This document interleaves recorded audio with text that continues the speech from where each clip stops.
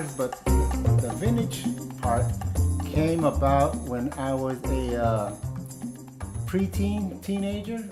We really liked 50s music, so we got into the 50s music, and then 50s movies, and you see the old cars, and American Graffiti was our favorite movie, and as soon as I get a license on getting an old car, that was our goal. So about preteen to teenagers, we were already looking at.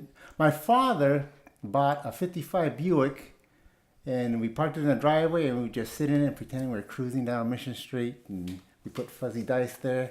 It never ran, but we just sat in there thinking we're, bumming around town. My name is Jose Mejia, born and raised in San Francisco. Grew up in the Mission District, and been into cars since I was a little kid, and that's who I am. All right, it's a 53 Chevrolet. The model is a 210. It was a cheap version. The higher end version was the Bel Air, but the 210, two-door, I think it's cool. And it has a straight 6-cylinder, 235. It could go about 65 miles an hour. It could go faster, but it might blow up, which it did. It has, back then they had an option, radio or not. And if you wanted to save some money, you say, oh, I don't need the radio. So they put a plate where the radio should be. So mine still has the radio delete plate.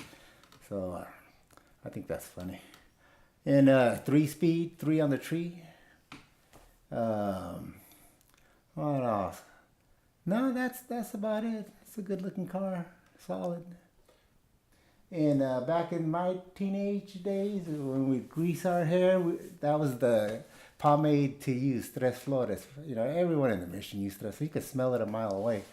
But so you grease your hair, and you iron your bands, and you go cruising, and you just smell that Tres Flores everywhere. So that's why I called my car Tres Flores. Just reminds me of those days, getting ready to go out. It's not that I want to live in the past, but I like the aesthetic that they had, the Art Deco, the 50s Atomic Age. I like that style. I like living now, but just the style is what I like. From cars to the old-fashioned TVs with the TV and everything they had back then. The shoes, the clothes, the music. We just, wow. We just liked it. I don't know why. The classic car is pretty much stock, like it came out of the factory. The lowrider, you style it to how you like it, Maybe you want this paint job or this set of rims, or you want the interior like this. You take an old car, new cars as well, and you personalize it. You make it your own. While as the antique classic cars, you want it period correct. Like you want all the perfect things from the factory. Mine is a little of both. Yes, I am obsessed with the vintage cars. Well, I could think about them all day long. I think I do. Just a little thing. Oh wow, I need a hubcap. Oh man, I need this and that. Oh, I want to make my car look like that. Throughout the day, these random car thoughts just enter my mind.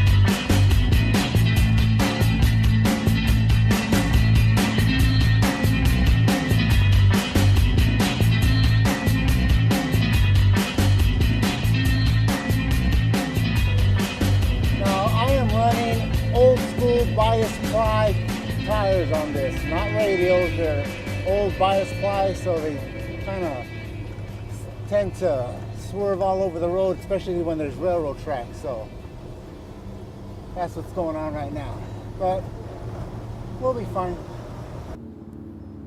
The reasons I lock it: number one, Someone stole my battery once.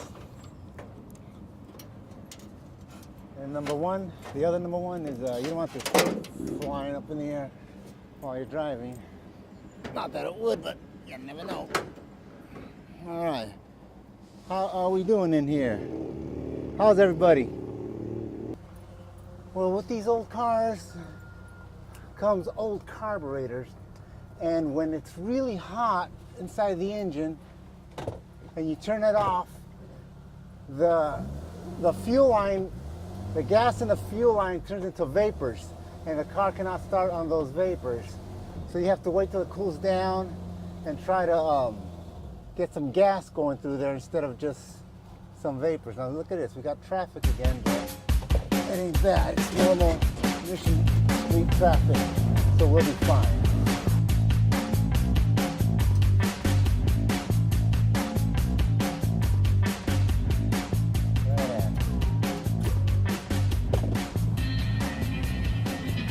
Just took a picture of me in a gas station. Alright. Oh, this guy.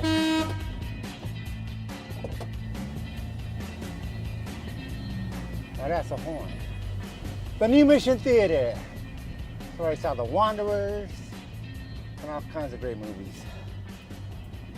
As far as the legal aspects of the 53 Chevy, it does not need smog. So you don't have to have smog. Since it didn't come with seatbelts, I don't believe you're required to have seatbelts, but I do just for safety. Obviously, no airbags existed back then, so it doesn't need an airbag. Yeah, well, California, they're pretty lenient on old vintage cars as far as, you know, what safety rules they have to pass. But the best part is no smog, because in all these tools, I'm not naturally mechanically inclined, but I love doing it.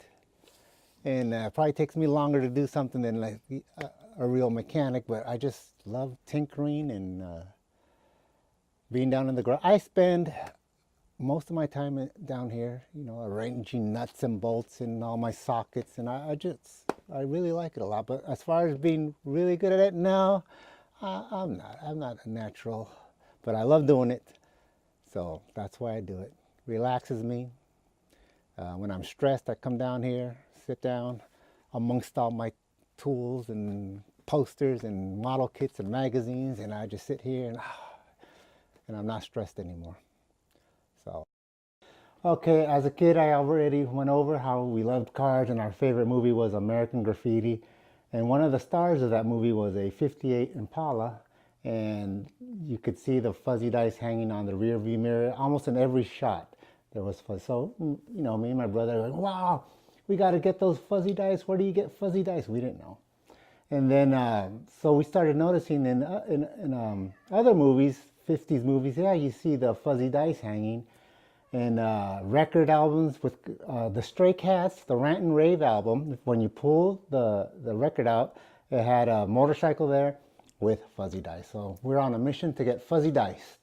And we went to a car show, and lo and behold, fuzzy dice for sale. So since then, we've been throwing them on our old cars. Just that's how we got into it.